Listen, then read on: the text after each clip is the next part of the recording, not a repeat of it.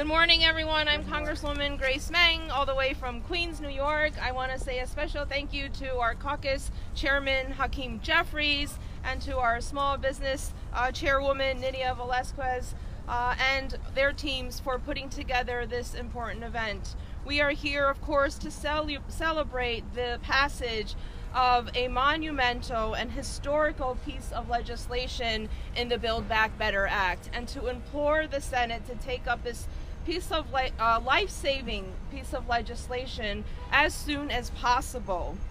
This will make tremendous investments and transformational changes in the lives of our fellow New Yorkers and Americans all across the country. It will help so many of our working families and our kids and our senior citizens. As a mom of 2 young kids, helping our families and kids, this is one of the most important investments that we can make for our country. For programs like paid leave, which will help everyone from the newborn to being able to take care of our elderly, to our UPK programs that will help early education of our 3-year-olds and our 4-year-olds, which will be transformational in their lives.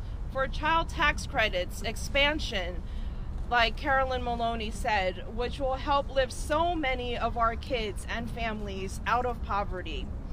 In my district alone, in the month of October, there were about 70,000 payments that were made in the amount of about $29 million, and that's just in one congressional district alone. I have heard from so many families about how this has literally helped them in so many ways. One of the programs that I worked on within this Build Back Better Act was the affordable internet access for all. This is something that many in this country have been working on for a long time, but not till COVID were we able to fully see the detrimental effects of not having affordable internet access that it would have on our children, so many of whom were not able, millions of kids across this country who were not able to properly learn because they didn't have affordable access to the internet. And I'm glad that this program and this bill includes it.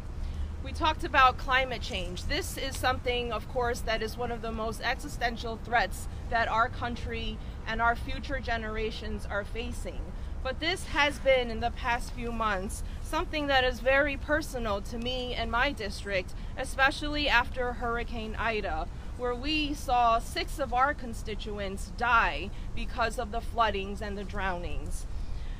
Because of severe weather and because of insufficient infrastructure, we have seen how real climate change has impacted so many of our Queens and New York City families.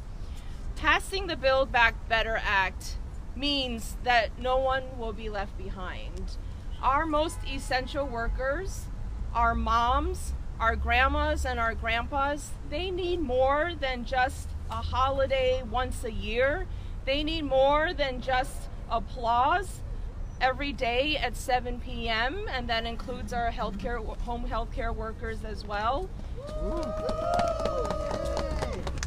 They need real investment. They need investment. They need money to be able to go back to work, to stay in work, and to have a better quality of life. That's what building back better means. It means not leaving any one person behind. So let's get this through the Senate and let's get help to the American people as soon as possible.